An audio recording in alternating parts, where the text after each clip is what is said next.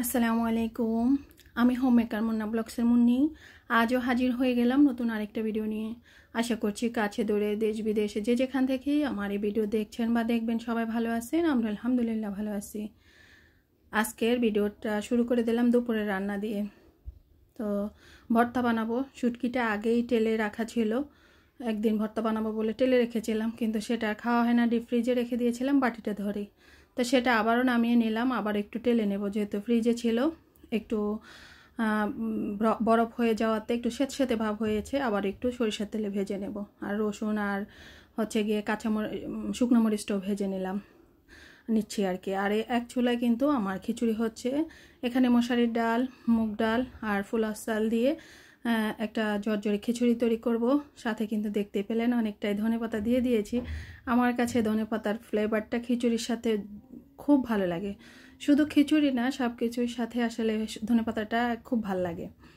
তো রসুনটা তো আমি যেহেতু কোষের চামড়া খুলে নেই নাই, তো যে ভাজার পরে কিন্তু উপরের আবরণটা কিন্তু আলগা হয়ে যায়। তো এই যে দেখতে পাচ্ছেন আমি খুঁটে এগুলো ছিলে নিচ্ছি। আর ওইদিকে আমার রান্নাবান্নাটাও কিন্তু হচ্ছে। তো শীতের দিনে এই ধরনের খাবারগুলো খেতে কিন্তু দারুণ লাগে। আর এগুলো ছিল আমাদের দুপুরের খাবার। আর ওই দিন ছিল শুক্রবার। আমার ভিডিওগুলো আসলে পোস্ট হতে হতে অনেকটাই দেরি হয়ে যায়। তো রসুন আর গিয়ে শুকনো মরিচটা তো ভেজে নেওয়ার পর আমি এবার শুটকি ভেজে নিচ্ছি। ভেজে নেওয়ার পর আবার পেঁয়াজটাও দিয়ে দিলাম আর ধনেপাতাটাও দিয়ে দিয়েছি। আর পেঁয়াজটা ভেজে নেওয়ার কারণ হচ্ছে, আমার যদি শুটকি ভর্তাটা থেকেও যায় তাহলে পেঁয়াজের গন্ধটা আর ছড়াবে না। একদম ভাজা ভাজা করে ফেলবো না পেঁয়াজটা, জাস্ট একটু গরম হবে বা এটার থেকে একটু সামান্য পানি বের হয়ে গেলেই হয়ে যাবে। আর যেহেতু আমি সরিষার তেলে ভাজতেছি, মোটামুটি ভাজা হয়েও যাবে। তো এই তো ভর্তাটা কিন্তু অফ ক্যামেরায় আমি ব্লেন্ডারে ব্লেন্ড করে বানিয়ে নেব। এদিকে যে দেখেন আমার কি বলে খিচুড়িটা কিন্তু হয়ে গিয়েছে। তো একটু উলট পালট করে দিচ্ছি, উপর নিচ করে দিচ্ছি আর কি। একদম পাতিলটা ভরে গিয়েছে। আসলে আমাদের মানুষ যেহেতু আমরা কম, আর যে কোনো খাবারই আসলে আমি দুপুরে যেটা রান্না করি রাতেও ঠিক সেমটাই খাবার আমাদের বাসায় খাওয়া হয় আর কি। তার জন্য একটু বেশি করেই খিচুড়িটা রান্না করেছি, যাতে রাতের বেলাটাও হয়ে যায়। তো রান্না শেষ, তারপর আমি টেবিলে গুছিয়ে রেখে দিয়েছি। এদিকে খান সাহেব বাবা নামাজ পড়ে আসার সময় মজু নিয়ে আসছে। তো এই যে গিয়ে ঝরঝরে খিচুড়িটা আর চিকেন রান্না করেছি নতুন আলু দিয়ে। রান্না দেখতে পাচ্ছেন, কালারটাও সুন্দর আসছে, খেতেও দারুণ হয়েছিল। আর এই সেই ভর্তা। তো আমরা সবাই খেয়ে নেব। আর টেবিলে কিন্তু অলরেডি সবাই বসে পড়েছে। আর শীতের দিনে এটা কিন্তু আমাদের গরিবের জন্য রাজকীয় খাবার বটে। একদম রাজকীয় খাবারই আসলে।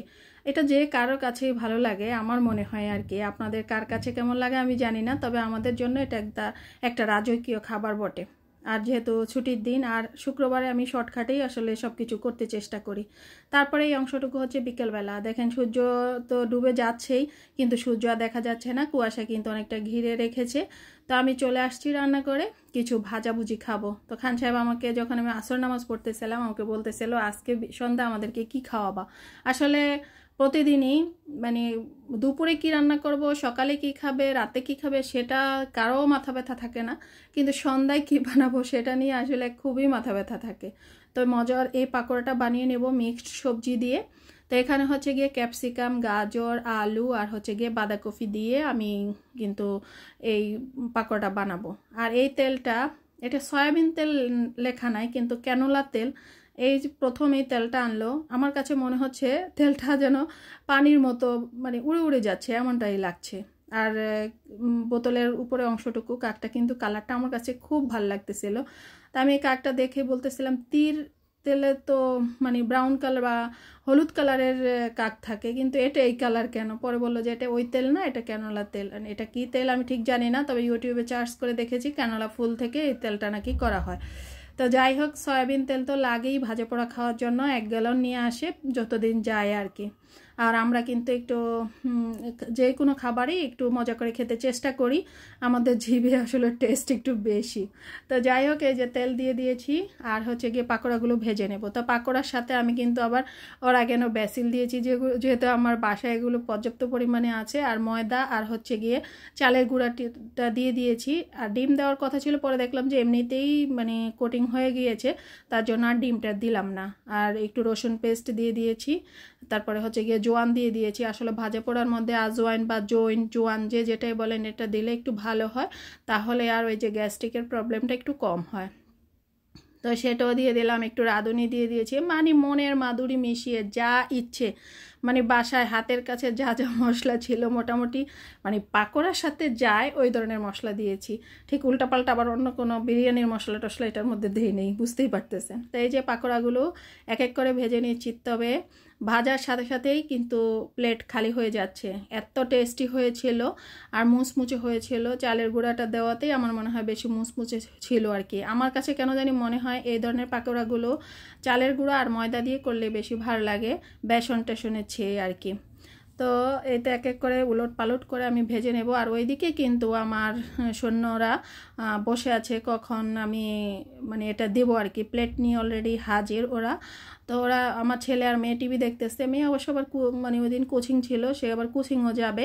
অবশ্য এটা কি শুক্রবারের ভিডিও ছিল না, এটা কিন্তু শনিবারের ভিডিও ছিল। শনিবারে বিকেলবেলা এই আমি পাকোড়াগুলো ভেজেছিলাম, আর ওই যে শুক্রবারের দুপুরবেলার কিন্তু রান্নাটা শেয়ার করেছি আপনাদের সাথে।